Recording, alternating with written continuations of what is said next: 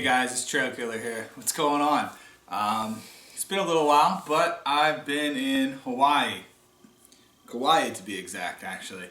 I took a 2-week trip there with my wife on our, I guess you could call it our belated honeymoon.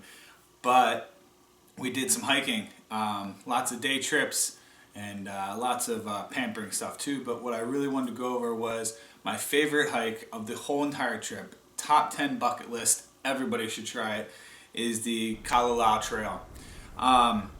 The trail is an 11-mile trail along the Pali coast, starting at Kauai Beach, and you have to excuse me if I don't pronounce everything right, I apologize, but I'll do my best, and goes all the way to the Kalalau Valley, which is a pretty secluded beach area, and if you can make it the 11 miles hiking, you are definitely rewarded. It's not an easy hike. I mean, the hike started out with pretty wet conditions, very muddy. I mean, Danielle almost lost her boot at one point in time. Very slippery. I recommend taking hiking poles. In the beginning of the trail, you'll see lots of people that leave bamboo sticks and stuff and hiking sticks to try to help you. And I declined those, and I was regretting that. I wish I would have grabbed one. There were some spots where I definitely could have used a little extra bracing going down or up. But needless to say, after about halfway, it started drying up. But let's go backwards a little bit. So the first part of the trip starts out with some pretty easy climbing. You know, you're going up moderate inclines, and you get rewarded about a mile in with your first view of the coast. And even just that is amazing. But I'm talking, these views the whole entire way are unbelievable. I mean, it totally negates the fact that it was a 10 out of a 10 on the hard scale, as I would call it. Because no matter where you are, it's absolutely gorgeous. You're down below and in the valleys, and you're looking up at these amazing cliffs.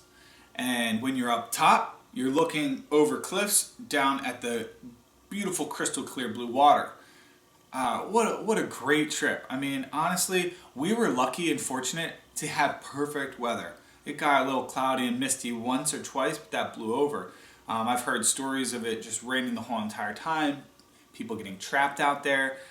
There's a couple rivers that you have to cross that are pretty dangerous. And if they start swelling, you're stuck out there. You can't get across them, or you'll be swept out to sea if you try to get across those things.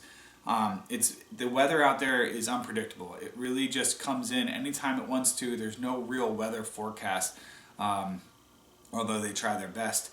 But we really got lucky. We saw rainbows constantly, beautiful sunshine, beautiful weather. The only thing that we had was a lot of wind. And because of that, is why I'm kind of narrating this, because a lot of the stuff that I tried to narrate with my camera equipment was windblown. It's a lot of wind and extra noise, and it would have been a horrible video. So I'm going to try to narrate this for you to some degree and take you along this journey so you guys can see part of this trip, and I highly recommend that you do it. So we started out, like I said, at the very beginning of Kauai Beach, where we parked, and we saw all the signs that warn you not to go into the water, and that it's dangerous, and there's falling cliffs, and pretty much trying to scare any novice people out of there, which is probably a good idea, because if you don't have hiking experience, I don't suggest you do this. There is beautiful views when you first start, like I said, about a mile in.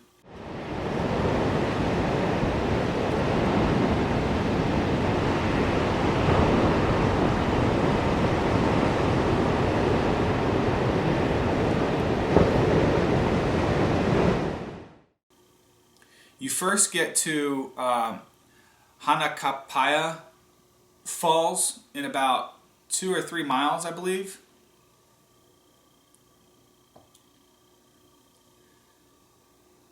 Actually, I believe it's exactly 2 miles in. And you can take a left instead of going through the trail, and you can go up about 2 miles to the falls where there's a swimming pool, like a area where people swim.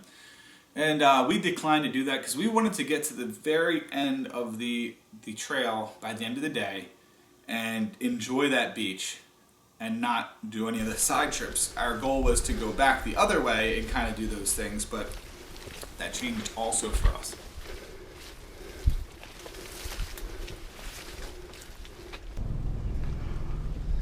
Wow. What do you think, Bill? Beautiful. Wow. That's beautiful.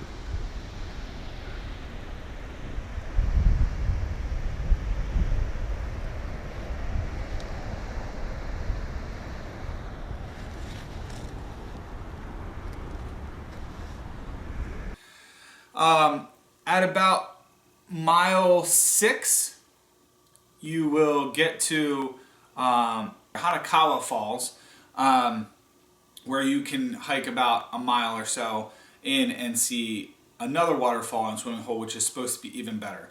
And we declined that too. That same area, you can actually camp and kind of break the trip up into 2.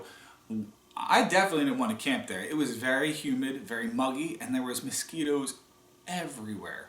And I'm talking like, I don't think these mosquitoes would have even cared about DEET. So I was out on that. I didn't feel like staying there. It didn't give me a good vibe. And we definitely were like, let's get to the very end. So now comes up to mile 7.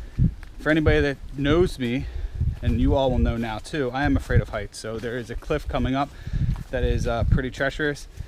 And I'm not looking forward to it, but I'm gonna do it because I got to get to the end.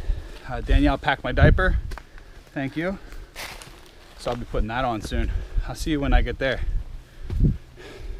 I mean, there is times where you are walking on a spot that's probably about this big, and to the right of you would be a drop off of the cliff into the water to your death. But I actually think that it was easier than I made it out to be, because I was really scared, because I don't really like heights. So the parts that were really skinny and narrow weren't very long. What scared me more was some areas where there was this like rocky, almost like sand-like structure that didn't seem very secure at all and looked like it would slip out or break away at any point in time, and then you would slide and keep sliding for a while. That was more scary for me. But either way, we pushed on and we got through that. At about mile 10, you're almost there. I mean, things start to break away and you get to see the valley, and you can go up to a place called Big Pool and go swimming there too.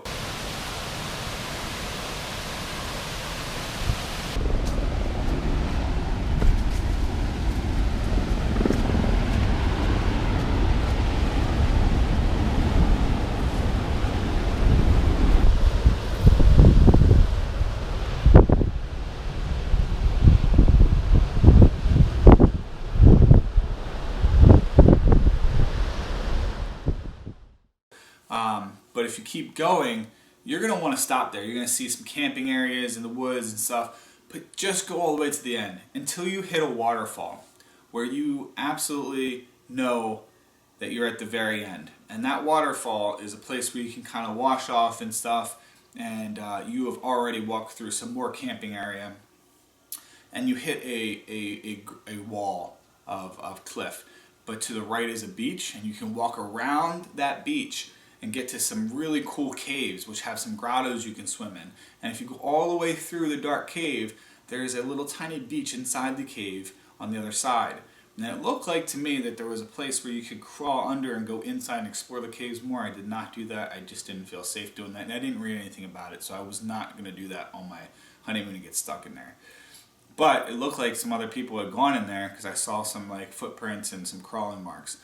But either way, there's some cool caves you can explore, and if you keep going around that beach, not the time that I went during the winter, but during the summer months, you can, they say with some fins, you can swim across to an even better beach. During the winter time, it's way too rough. We could never get there. But either way, what an awesome trip. I mean, completely worth it.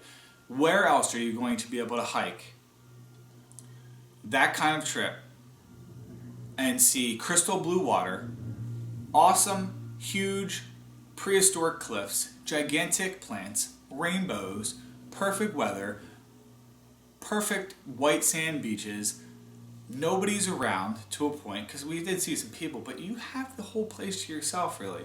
You're in paradise. I mean, that was the best hike in the world, so I highly recommend doing it. If you're out there, definitely take the time to take that hike. If you can't hike, you have a broken leg, or you're just handicapped, or you just don't like the hike, there is some boats and things that'll take you and let you get there that way, but it's only certain times a year because sometimes the seas are just too rough.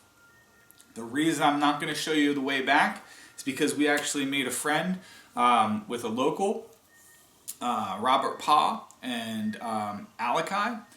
They took us out on our jet ski and to their little like raft boat and gave us a ride so we could see the whole entire coast from the water, jumping over waves and stuff. I mean, it was super cool experience, and that gave us an extra day or so to explore the rest of the island. So we took that way out. We didn't hike all the way back because we really didn't want to.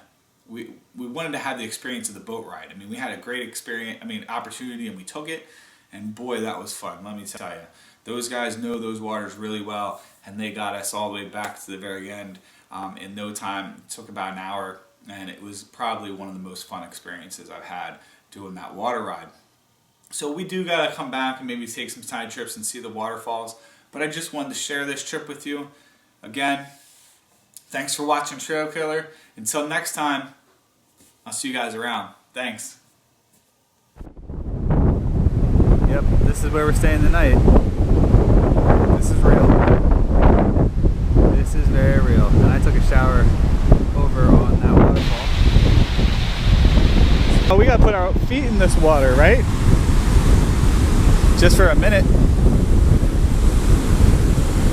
Right here. Oh, that's nice.